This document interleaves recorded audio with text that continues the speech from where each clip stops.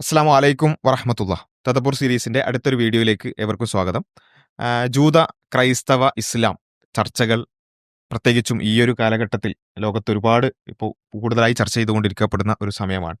അപ്പോൾ ഈ നമ്മൾ ഖുർആനുമായി ബന്ധപ്പെട്ടുകൊണ്ട് ചർച്ച ചെയ്തുകൊണ്ടിരിക്കുമ്പോൾ ഖുർആൻ ഈ ജൂതന്മാർ, ക്രൈസ്തവർ, മുസ്ലിങ്ങൾ ഇവരെയൊക്കെ സംബന്ധിച്ച് എന്താണ് പറഞ്ഞിട്ടുള്ളത്? അല്ലെങ്കിൽ മൊത്തം എല്ലാവരെയും വിളിച്ചുകൊണ്ട് ഖുർആൻ എന്തെങ്കിലും ആഹ്വാനങ്ങൾ നൽകുന്നുണ്ടോ? അതാണ് നമുക്ക് ഇന്ന് ചർച്ച ചെയ്യാനുള്ളത്.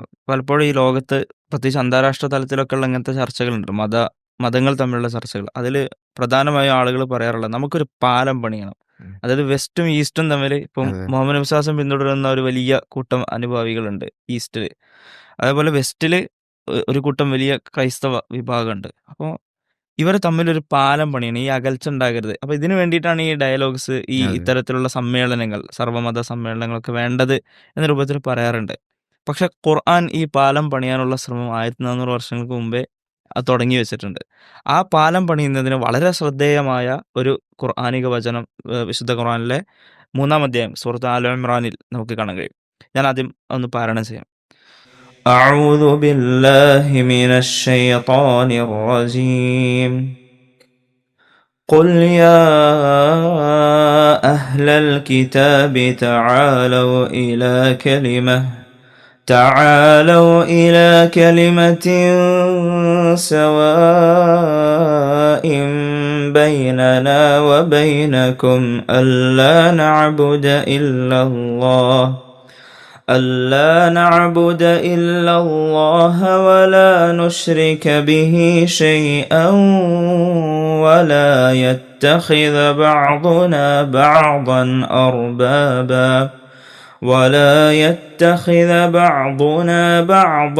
بعضا من دون الله فإن تولوا فقولوا اشهدوا بأننا مسلمون.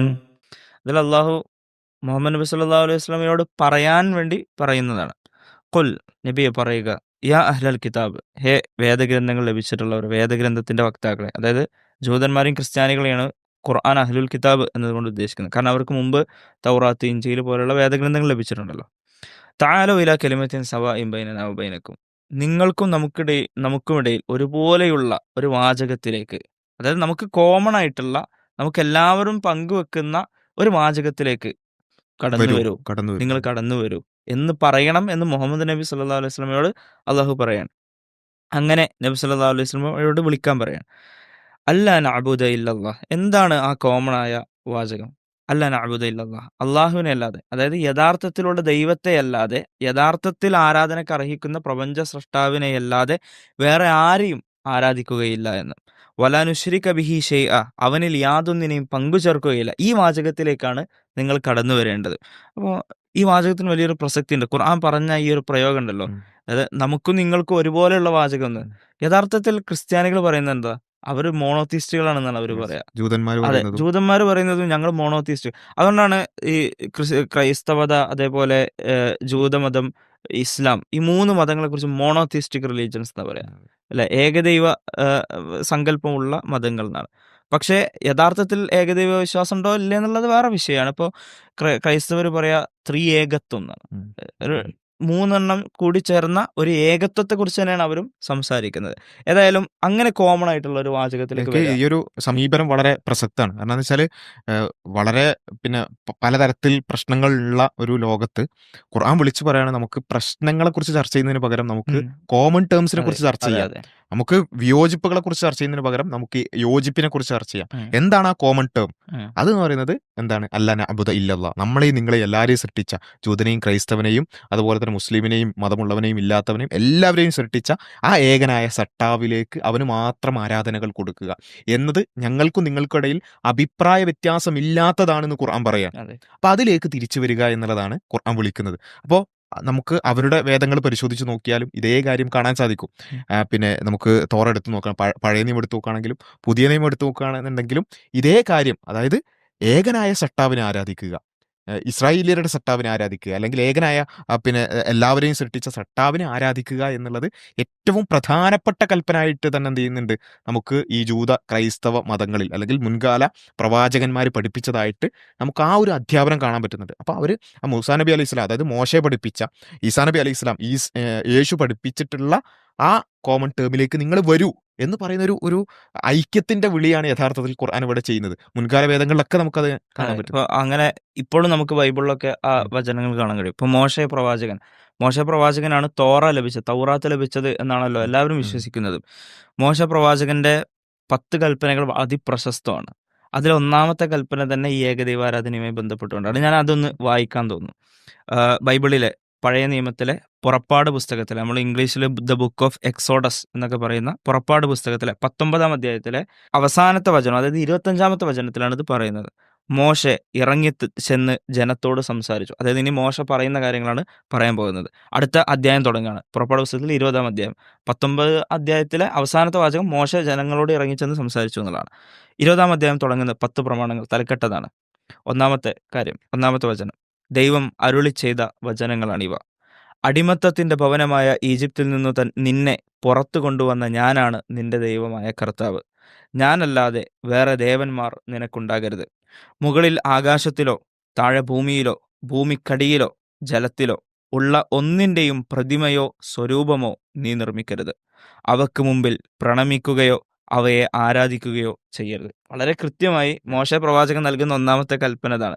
അതും വളരെ കൃത്യമായി പറയുന്നത് എന്താ, ഭൂമിയിലോ ഭൂമിക്കടിയിലോ ജലത്തിലോ ഉള്ള ആകാശത്തിലോ അതിന്റെ താഴെയോ ഉള്ള ഒന്നിനെയും അതിന്റെ പ്രതിമയോ സ്വരൂപമോ നീ നിർമ്മിക്കരുത് എന്നൊക്കെ അതിൽ പറയുന്നുണ്ട്. അപ്പൊ എത്രത്തോളം ഇസ്ലാമിനോട് സാമ്യമുള്ള ഖുർആൻ പറഞ്ഞ ഈ കോമൺ ടേം, ഈ നമുക്കെല്ലാവർക്കും പൊതുവായി നമ്മൾ പങ്കുവെക്കുന്ന ആ ആശയത്തെക്കുറിച്ച് ബൈബിളും പറയുന്നുണ്ട്. അതെ, അപ്പൊ അതെ. ഖുർആൻ പറഞ്ഞത് കറക്റ്റാണ്, അതെ. വളരെ സത്യമാണ്. വേണമെങ്കിൽ ഇത് പിന്നീട് അവർക്ക് വേണമെങ്കിൽ മാറ്റി അതെ. തിരുത്തായിരുന്നു. പക്ഷെ ഇതില് അങ്ങനെയൊന്നും നമ്മൾ വന്നിട്ടില്ല. മനസ്സിലാക്കേണ്ടത് വെച്ചാല് ഈ ജൂത ക്രൈസ്തവരുടെ അനുയായികൾ, അല്ലെങ്കിൽ ആ മതത്തിന്റെ അനുയായികൾ പലപ്പോഴും അതിലും തെറ്റിപ്പോകുന്നുണ്ടെങ്കിലും അവരുടെ പ്രമാണങ്ങളിൽ നമുക്ക് അതെ. ഇതിന്റെ ശേഷിപ്പുകൾ കാണാൻ സാധിക്കും എന്നുള്ളതാണ്. ഏകദൈവ വിശ്വാസം ഇപ്പം ഈവൻ മറ്റ് വേദഗ്രന്ഥങ്ങളിൽ, അല്ലെങ്കിൽ വേദഗ്രന്ഥങ്ങൾ എന്ന് പറയുന്ന മറ്റ് ഗ്രന്ഥങ്ങളിലടക്കം ഈ ഏകദൈവ വിശ്വാസം നമുക്ക് വളരെ കൃത്യമായി എല്ലായിടത്തും കോമൺ ആയിട്ട് കാണാൻ സാധിക്കും. ആ ഒരു കോമൺ ആയിട്ടുള്ള ഇതിലേക്ക് നിങ്ങൾ തിരിച്ചു വരൂ എന്നുള്ളതാണ് ഖുർആൻ വിളിക്കുന്നത്. അപ്പോൾ ഈ പഴയ നിയമത്തിൽ നമുക്ക് വളരെ കൃത്യമായിട്ട് തന്നെ ഏകനായ സട്ടാവിന് മാത്രം പ്രണാമം അർപ്പിക്കുക, പ്രതിമകൾ ഉണ്ടാവാൻ പാടില്ല എന്നുള്ളത്, ഈ പ്രതിമകൾ ഇല്ലാതിരിക്കുക എന്നുള്ളത് യഥാർത്ഥത്തിൽ ഏകദൈവ വിശ്വാസത്തിന്റെ, ഏകനായ സട്ടാവിനെ മാത്രം ആരാധിക്കുന്ന അതിന്റെ ഒരു പൊതുവായ ഒരു സവിശേഷതയാണ്. പക്ഷേ അത് ഇപ്പോൾ എത്രത്തോളം പ്രാക്ടിക്കലാണ് എന്നുള്ളത്, അല്ലെങ്കിൽ ഇപ്പോൾ എത്രത്തോളം പ്രാക്ടിക്കലായി ഇത്തരത്തിലുള്ള ആളുകൾ കൊണ്ടുപോകുന്നുണ്ട് എന്നുള്ളതൊരു ചോദ്യമാണ്. അപ്പോൾ ആ പ്രതിമകൾ ഉണ്ടാവരുത് എന്നുള്ളത് ഏറ്റവും പ്രധാനപ്പെട്ട കൽപ്പനകളിൽ ഒന്നാമത്തെ കൽപ്പനയാണ്. അതേപോലെ തന്നെ ഇനി നമ്മൾ പുതിയ നിയമത്തിലേക്ക് വരികയാണെന്നുണ്ടെങ്കിൽ, പുതിയ നിയമത്തിൽ മഹാനായ യേശു ക്രിസ്തു ഈസാ നബി അലൈഹി സ്വലാം പറഞ്ഞതായിട്ടും നമുക്ക് പല സ്ഥലങ്ങളിലായി ഇതേ കാര്യം കാണാൻ സാധിക്കും. നമ്മളെല്ലാവരുടെയും സട്ടാവ്, ഏക സട്ടാവ് എന്നുള്ളത്. അപ്പോൾ അതിൽ ഏറ്റവും നല്ലൊരു ഉദാഹരണം യോഹന്നാൻ 17:3 നമുക്ക് കാണാൻ സാധിക്കുന്നത്, ഏക സത്യദൈവമായ നിന്നെയും നീ അയച്ചിരിക്കുന്ന യേശു ക്രിസ്തുവിനെയും അറിയുന്നത് തന്നെ നിത്യജീവനാകുന്നു. ഏക സത്യദൈവമായ നിന്നെയും നീ അയച്ച യേശു ക്രിസ്തുവിനെയും അറിയുക.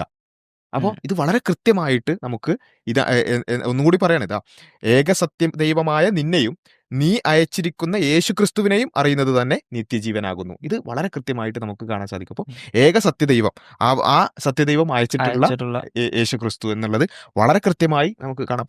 അപ്പോൾ ഇതിൽ നമുക്ക് പലപ്പോഴും ക്രൈസ്തവരായ സുഹൃത്തുക്കൾ അവരിങ്ങനെ ത്രിയേകത്വം എന്നൊക്കെ പറയുമ്പോൾ അങ്ങനെ ഒരു കൺസെപ്റ്റേ അല്ല നമുക്ക് ഇവിടെ കാണാൻ സാധിക്കുന്നത്. അതെ. ഇവിടെ വളരെ കൃത്യം ഏക സത്യദൈവത്തെക്കുറിച്ചാണ് സംസാരിക്കുന്നത്. ആ സത്യദൈവം അയച്ചിട്ടുള്ള യേശുക്രിസ്തു എന്ന് പറയുന്ന പിന്നെ പ്രവാചകനെ കുറിച്ചുമാണ് കാണാൻ പറ്റുന്നത്. ഇത് മുസ്ലിങ്ങളുമായിട്ടൊന്ന് കണക്ട് ചെയ്ത് നോക്കുക. അതെ. മുസ്ലിങ്ങൾ പറയുന്നത് എന്താ? മുസ്ലിങ്ങളുടെ കലിമ, അല്ലെങ്കിൽ ഒരാൾ മുസ്ലിം ആവാൻ പ്രഖ്യാപിക്കേണ്ട കാര്യം എന്താണ്? അഷ്ഹദു അല്ലാ ഇലാഹ ഇല്ലല്ലാ വ അഷ്ഹദു അന്ന മുഹമ്മദ് റസൂലുള്ളാ.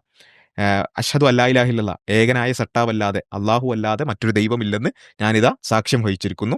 മുഹമ്മദ് നബി അള്ളാഹുവിൻ്റെ ദൂതനാണെന്ന് ഞാനിതാ സാക്ഷ്യം വഹിച്ചിരിക്കുന്നു. അതേ കാര്യം ഏക സത്യദൈവമായ നിന്നെയും നീ അയച്ചിരിക്കുന്ന യേശു ക്രിസ്തുവിനെയും അറിയുന്നത് തന്നെ നിത്യജീവൻ. അപ്പോൾ ഇസ്ലാമിലെ ഷഹാദത്ത് എന്താണ്? ഇസ്ലാമിലെ സാക്ഷ്യം എന്താണ്? ഏകനായ സട്ടാവ്, ആ സട്ടാവ് അയച്ചിട്ടുള്ള പിന്നെ മുഹമ്മദ് നബി എന്ന് പറയുന്ന പ്രവാചകൻ. ഇവിടെയുള്ള നിത്യജീവൻ എന്താണ്? ഏക സത്യദൈവമായ നിന്നെയും നീ അയച്ചിരിക്കുന്ന യേശു ക്രിസ്തുവിനെയും. അപ്പോൾ അത്രയും സിമ്പിളാണ്. നമുക്ക് ഈ പിന്നെ വേദഗ്രന്ഥങ്ങളിലേക്ക് അല്ലെങ്കിൽ മുൻകാല വേദങ്ങളിലേക്കടക്കം നമ്മൾ പരിശോധിക്കാൻ നിന്നാൽ ഈ ഒരു കാര്യം വളരെ വ്യക്തമായിട്ട് നമുക്ക് കാണാൻ പറ്റുമെന്നുള്ളതാണ്. ഇനി ഇത് ഇക്കാര്യം പല സ്ഥലങ്ങളിലായിട്ട് കാണാൻ പറ്റും. ഇപ്പം മത്തായി 4:10 നമുക്ക് കാണാൻ പറ്റുന്നത്, യേശു അവനോട് പറഞ്ഞു, സാത്താനെ എന്നെ വിട്ടുപോ, നിന്റെ ദൈവമായ കർത്താവിനെ നമസ്കരിച്ച് അവനെ മാത്രമേ ആരാധിക്കാവൂ. അപ്പൊ പറയാണ്, നിന്റെ ദൈവമായ കർത്താവിനെ ആരാധിച്ച് അവനെ നമസ്കരിച്ച് അവനെ മാത്രമേ ആരാധിക്കാവൂ. ഉം.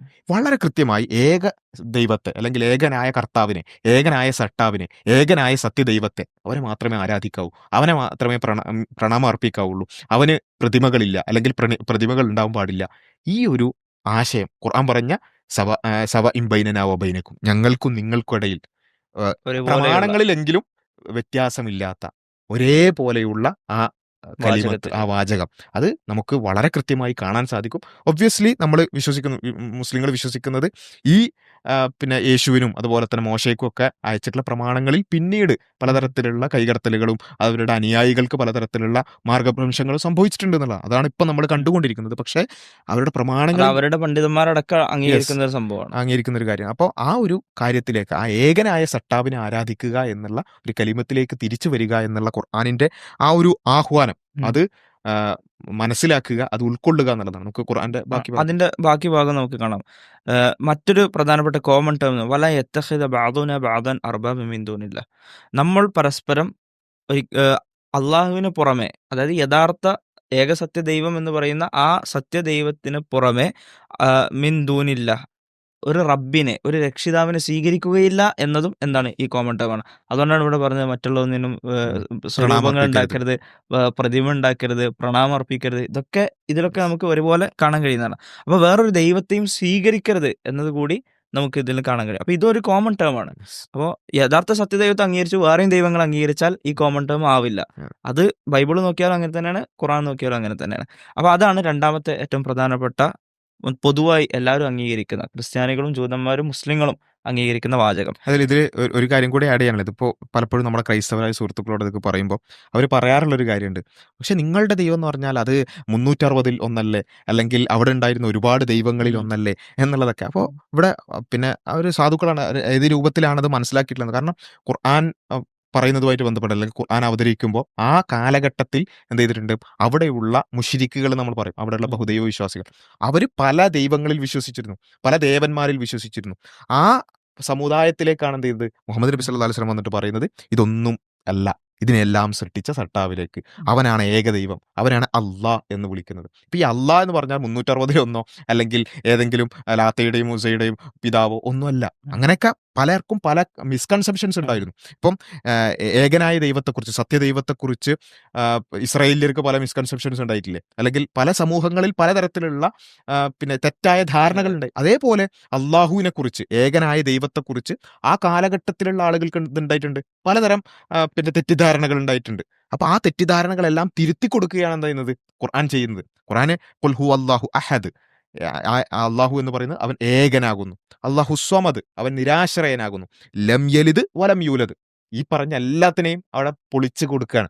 ആ സത്യദൈവം, ഏകനായ സത്യദൈവം എന്ന് പറഞ്ഞാൽ ലം യലിദ് വലം യൂലദ്, അവൻ ജനിച്ചിട്ടില്ല, ജനിപ്പിച്ചിട്ടില്ല, അവന് ആരുടെയും ഉപ്പയല്ല, അല്ലെങ്കിൽ ആരുടെയും അവന് മക്കളില്ല, അല്ലെങ്കിൽ അവൻ ജനിച്ചിട്ടില്ല, വലം യകുല്ലഹു കുഫുവൻ അഹദ്, അവനെപ്പോലെ മറ്റൊന്നുമില്ല. ഇത് വളരെ കൃത്യമായി ആ കാലഘട്ടത്തിലുള്ള ആളുകൾക്ക് എന്തുണ്ട്, ഇങ്ങനെ പലതരത്തിലുള്ള തെറ്റിദ്ധാരണകൾ ഉണ്ടായിരുന്നു. ആ തെറ്റിദ്ധാരണകളെല്ലാം മാറ്റിവെച്ച് ഏകനായ കർത്താവിനെ കുറിച്ച്, ഏകനായ സട്ടാവിനെ കുറിച്ച് വളരെ കൃത്യമായി അവൻ ഏകനാണ്, അവന് മക്കളില്ല, അല്ലെങ്കിൽ അവന് പങ്കാളികളില്ല എന്ന പ്രഖ്യാപനമാണ് യഥാർത്ഥത്തിൽ ഖുർആൻ നടത്തുന്നത്. ഇപ്പൊ ഈ അള്ളാഹ് എന്നുള്ളത് ആ ഒരു പദം, അത് നമുക്ക് ഇപ്പം അറബി ബൈബിളുകൾ പരിശോധിച്ച് നോക്കിയാൽ ഈ അള്ളാഹ് എന്നുള്ള പദം ഏകനായ സട്ടാവിനെ അല്ലെങ്കിൽ കർത്താവിനെ സൂചിപ്പിച്ചുകൊണ്ട് അറബി ബൈബിളുകളിൽ പോലും നമുക്ക് അള്ളാഹ് എന്നുള്ളതാണ് കാണാൻ പറ്റുന്നത്. അപ്പൊ ഈ അള്ളാഹ് എന്ന് പറയുന്നത് കേൾക്കുമ്പോൾ എന്തെങ്കിലും ഒരു പ്രയാസം തോന്നേണ്ട കാര്യമില്ല. നമ്മളെല്ലാവരും പറയുന്ന ഏകനായ സട്ടാവിനെ കുറിച്ച് തന്നെയാണത് പറയുന്നത് എന്നുള്ളതാണ് മനസ്സിലാക്കുന്നത്. മാത്രമല്ല ഇതിന്റെ അവസാന ഭാഗത്തിൽ, ഈ വചനത്തിന്റെ തന്നെ അവസാന ഭാഗത്തിൽ പറയുന്നത്, ഇപ്പൊ ഇതുവരെ കോമൺ ടേംസിനെ കുറിച്ചൊക്കെ സംസാരിച്ചു, പക്ഷെ ഇത് ചിലപ്പോൾ സ്വീകരിക്കാൻ സന്നദ്ധരല്ലാത്ത ആളുകളുണ്ടാവും. അവരെ അഭിസംബോധന ചെയ്തുകൊണ്ടാണ് ഈ ആയത്ത് അവസാനിപ്പിക്കുന്നത്. അപ്പോൾ അള്ളാഹു പറയുന്നത് ഫഇൻ തവല്ലൗ ഫഖൂലു ഷ്ഹദു ബിഅന്നാ മുസ്ലിമൂൻ. ഇനി നിങ്ങൾ പിന്തിരിഞ്ഞു കളയാണ്, നിങ്ങൾ ഈ പൊതുവായിട്ടുള്ള ഈ ആശയത്തിലേക്ക് വരുന്നില്ല എങ്കിൽ, ഈ പാലം പണിയാൻ നിങ്ങൾ ശ്രമിക്കുന്നില്ല എങ്കിൽ, വേറൊരർത്ഥത്തിൽ പറഞ്ഞാൽ ഫഖൂലു ഷ്ഹദൂ ബിഅന്നാ മുസ്ലിമൂൻ. നബിയെ നിങ്ങളും അതേപോലെ താങ്കളുടെ കൂടെയുള്ള സത്യവിശ്വാസികളും പറയണം. നമ്മളോടൊക്കെ പറയാൻ വേണ്ടി പറയാണ്. ഇഷ്ഹദൂ ബിഅന്നാ മുസ്ലിമൂൻ.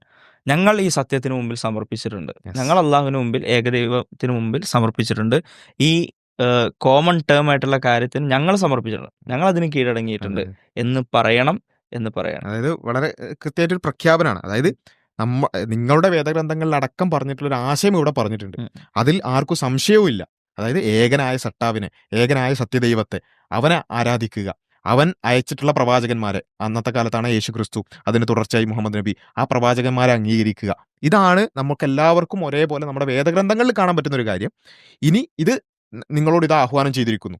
നിങ്ങളിത് സ്വീകരിക്കുന്നില്ലെങ്കിൽ, നിങ്ങൾ തിരിഞ്ഞു കളയാണെങ്കിൽ, ഞങ്ങളെ സംബന്ധിച്ചിടത്തോളം ഞങ്ങൾ ഉറച്ചു പറയുന്നു, ആ ഏക സട്ടാവിന് ഞങ്ങൾ സമർപ്പിച്ചിരിക്കുന്നു. അതെ.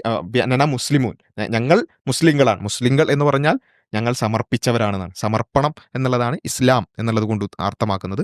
മുസ്ലിം എന്ന് പറഞ്ഞാൽ സമർപ്പിച്ചവൻ. അപ്പം ഞങ്ങൾ സമർപ്പിച്ചിരിക്കുന്നു ആ ഏക സട്ടാവിൻ്റെ മുമ്പിൽ. ഇനി നിങ്ങൾ ഈ ഒരു സമർപ്പണത്തിലേക്ക്, ഈ ഏകനായ സട്ടാവിലേക്ക്, അല്ലെങ്കിൽ ആ ഏകത്വത്തിലേക്ക് വരുന്നില്ല എന്നുണ്ടെങ്കിൽ അത് നിങ്ങളുടെ നിങ്ങൾ ആലോചിച്ചെടുക്കേണ്ടുന്ന ഒരു തീരുമാനമാണ് എന്നുള്ളതാണ് ഖുർആൻ അവസാനം പറഞ്ഞു വെക്കുന്നത്. അപ്പോൾ ഇതാണ് ജൂത ക്രൈസ്തവരുമായി ബന്ധപ്പെട്ടുകൊണ്ട്, അല്ലെങ്കിൽ ജൂത ക്രൈസ്തവരോട് ഖുർആൻ ആഹ്വാനമായി പറഞ്ഞിട്ടുള്ള ഒരു കാര്യം എന്നുള്ളത് നമ്മൾ മനസ്സിലാക്കുക. ആ ഏകത്വത്തെക്കുറിച്ച്, അല്ലെങ്കിൽ ആ ഒരു തൗഹീദിനെ കുറിച്ച്, ആ ഏകനായ സട്ടാവിലേക്കുള്ള ക്ഷണത്തെക്കുറിച്ച് കൂടുതൽ അറിയാനും പഠിക്കുവാനും ശ്രമിക്കുക. വേദഗ്രന്ഥങ്ങൾ മനുഷ്യനെ വിളിക്കുന്നത് എവിടേക്കാണ് എന്നുള്ളതിനെക്കുറിച്ച് കൂടുതൽ അറിയാനും പഠിക്കാനും ശ്രമിക്കുക എന്നുള്ളതാണ് ഈ ഒരു സമയത്ത് സൂചിപ്പിക്കാനുള്ളത്. ഇൻഷാ അല്ലാഹ് കൂടുതൽ കാര്യങ്ങൾ നമുക്ക് വരുന്ന വീഡിയോകളിൽ ഡിസ്കസ് ചെയ്യാം. അസ്സലാമു അലൈക്കും വറഹ്മത്തുള്ളാഹി.